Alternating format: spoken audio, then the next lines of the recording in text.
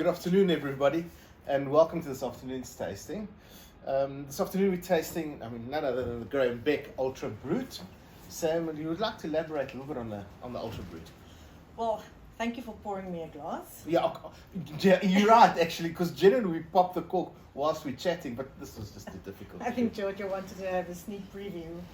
What we love about the Ultra Brut, well, you've got to go back and look at champagne and the different styles and levels of sweetness and dryness. And this is usually abroad known, well, locally too, as Ultra Brut, as Brut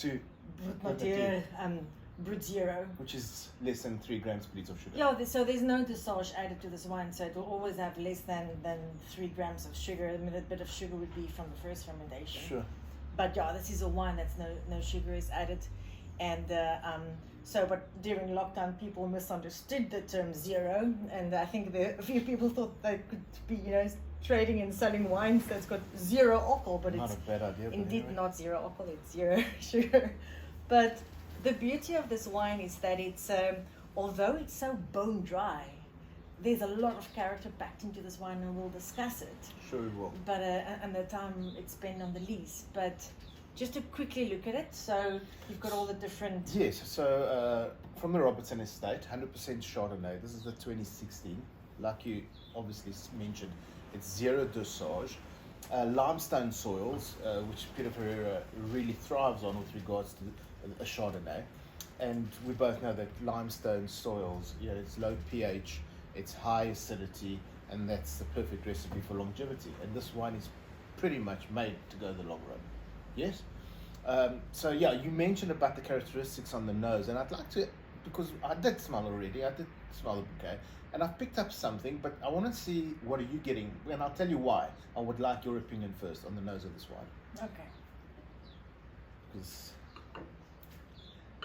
There's a lot of that Otalis' character. This wine was really nurtured into being what it's become.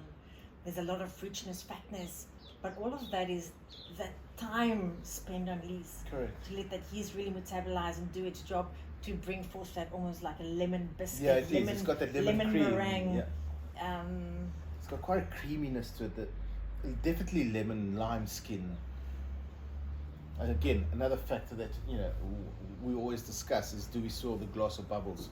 So generally when you would drink it to enjoy on its own, you wouldn't. But we're trying to get the maximum out of the bouquet, hence why we are swirling this bubble. It's got lemon shortbread. It's incredibly enticing. But Georgia, before we go on, I think people need to just put the Ultra Brut in context. Right. So when you've got an Ultra Brut style, it's less than 3 grams of sugar. Correct. And then from Ultra Brut, you get Extra Brut. Extra Brut. So Extra Brut allows you to about 6 grams of sugar. And then you've got Brut. Correct. So Brut is the one that allows you That's a little bit more room. 0 and 12 grams per litre. Yeah. So that would be like their Brut. The Brut, the non-vintage. Yeah. Correct. But then when it becomes a little tricky is that after Brut you get extra dry, yeah. which is actually sweeter than Brut, right? Yeah, so that's about 17 to... Yeah, between 13 and 17. Yes. And then you get... No, Bella, there you go. Then you get dry. Yeah. Extra Brut, extra dry, dry. Right. So, and it just goes up in sugar levels, and then you've got demi-sec, and then Dour. So the gap from Ultra Brut or Brut Nature right through to demi-sec, it's a massive gap, Sam, with regards to sugar levels. But you will find that their Brut, it's still a dry wine, even though it's Brut, and down the sugar level it can have 12 grams of sugar. But because you're harvesting grapes at such a high acidity, and then to take it through that second bottle fermentation process, you're really ending up with quite a lean, austere product. And the sugar or the dosage, or Le cure d'expédition. That was added to really bring the wine in balance, to have that vivid, almost searing acidity, but balance and counterbalancing it with a little bit of sugar to add, just to please the palate, that it's not like that,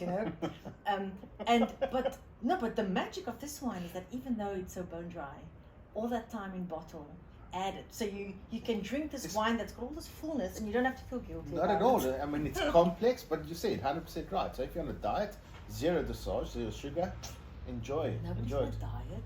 Well, It's just guilt. That's all those demi-seconds. so on the Peloton, I mean, it's got such a beautiful, fine bubble, and that again, it's due to least contact, right? And if you doubted the Mouth dryness, watering. it's without it. Yeah, it's got Mouth your watering. mouth just starts salivating straight away. But it's got an extremely fine mousse, so it's really arresting your palate with this very fine little tingle mousse thing going on. And then there's a lot of stone fruit, a little bit more of a preserved lemon, so you get a little bit more of those nuances on your palate, and it's really broadening that experience. So the wine really kind of tells you little bits as you go along, from nosing it to drinking it and to just savoring it. And I can think of a million things to serve with this wine, and this wine will still be, bam, come down with the Yeah, last without a say. doubt. It is certainly a food wine. It demands attention. And would you like to let the people know what we're pairing this with? So Giorgio, being the good Italian, he's extremely good at risotto. So it's quite interesting. It's quite fun. I think we need to shoot some of these videos from the kitchen, because too many coughs. Too many cooks didn't spoil the broth in this case, because Giorgio will stir his risotto, I will add some lemon zest. Giorgio will stir his risotto, I will go and add some fennel. So it's teamwork. So yeah, red onions, fennel is key here, and the zestiness of the lemon juice. So it's a fennel, lemon, and Clam. risotto, and I think both the clams, that ocean salinity will echo the same kind of linearity in the wine, and have a very refreshing taste and sweetness and richness and texture. I think it will be a gorgeous combination. I can't wait to No, I can't wait try either. it. And Once again, Graham Beck, congratulations on a superb, world-class product. Thank you for the opportunity, for allowing us to taste the wine. And yeah, without a doubt, go visit the property. You will be blown away with regards to the wines that are up for grabs and to taste them. And if you're very fortunate, you might find Peter there, and he could give you a one-on-one, which is really exceptional. So thank you again, and look forward to the next wine. Thank you, everybody. Thanks, Graham Beck. Cheers. Thank you.